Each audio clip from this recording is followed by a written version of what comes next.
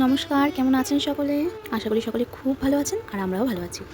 আজ মঙ্গলবার সকাল সকাল মা ছেলের জন্য রেডি হয়ে গেছি। যাবো একটু বাবুর স্কুলে মানে এখনো ভর্তি হয়নি বলতে ওই অঙ্গনারী নাম ওঠায় না, তাই নাম ওঠাতে যাবো। দেখুন রাস্তায় কি জল জমেছে এই বৃষ্টিতে।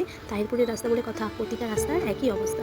ওদিকে স্কুল দিয়ে আমি ঘুরে চলে এসেছি, আর কোনো ক্লিপ নেওয়া হয়নি ওখানে, যেহেতু অনেক লোক ছিল, বাচ্চারা ছিল। এরপরে গেলে অবশ্যই আমি শেয়ার করবো। এদিকে বাড়ি চলে এসেছি, ওর বাবা আজ বাড়ি নিয়ে গেছে কৃষ্ণনগর, তাই রান্না নিয়েও কোনো মাথা ব্যথা নেই। আমি আর মা করবো একটু খিচুড়ি বাবুর চাল দিয়ে, বাবু যে চালটা খায় সেই চাল দিয়ে। ওই সব রকম সবজি কেটে নিয়েছি, ঘরে যা যা ছিল গাজর আলু এইসব, একটু মিষ্টি কুমড়া পেঁপে, আর এদিকে ডাল নিয়ে নিয়েছি 3 রকম, ছোলার ডাল, মুগ ডাল আর ওই মুসুর ডাল। বর্ষাকাল না, ওই ঘরে ডাল চাল যাই রাখি থাকতে থাকতে পোকা ধরেছে, তাই একটু ভালো করে ধুয়ে নেব। এদিকে কড়াইতে একটু সরষা তেল দিয়েছিলাম, আর ওর মধ্যে 5 ফোড়ন আর শুকনো লঙ্কা আর আদা ছেঁচে দিয়ে দিয়েছি। নর্মাল করবো, কোনো মশলা দেবো না, কোনো রকম খেতে হবে, পেট ভরবে সেই রকমই।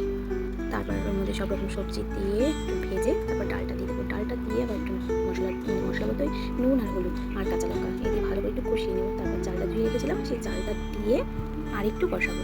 তারপর ওই 5 সেকেন্ডের মতো কষিয়ে তারপর জল দিয়ে দেবো। জল দিয়ে নামানোর আগে একটু অবশ্যই ঘি আর একটু সামান্য পরিমাণে চিনি দিয়ে বন্ধ করে দেবো। জানেন তো, এই মশলা ছাড়া সাদা মাটা রান্না করলে না ভালোই লাগে খেতে। খিচুড়িটা কিন্তু খুব ভালোই হয়েছিল। সবসময় তো মশলা রান্না খাই, একটু মশলা ছাড়া এইভাবে রান্না করলেও খুব ভালো লাগে, মাঝে মধ্যে খেতে হয়। আমি আবার খিচুড়িটা সেমন পছন্দ করি না, কি একদমই পছন্দ করি না। আর ওর বাবা আবার ওই ঘরের যে চাল হয় যেটা আমরা রোজ খাই, মিনিকেট চাল, সেই চালের আবার পেঁয়াজ দিতে হয়, মুসুরি ডাল দিয়ে সেই খিচুড়ি আবার বৃষ্টির দিনে করলে পরে মাঝে মধ্যে খাই। বৃষ্টির দিনে খাই না, কিন্তু শীতকালে আবার প্রায় দিন রাতে সেটা আমরা খাই। তার সাথে আবার কিছু প্রকার বড়া, পেঁয়াজি আর হলো পাঁপড়, এগুলো আবার থাকবে, আর ডিমের পোচ, এগুলো না হলে আবার খাওয়া অসম্পূর্ণ থাকে, ওগুলো বেলা। যাক, ওদিকে আমার রান্না প্রায় কমপ্লিট হয়ে গেছে। এদিকে আমি বসে গেছি আমার নাইটিগুলো নিয়ে।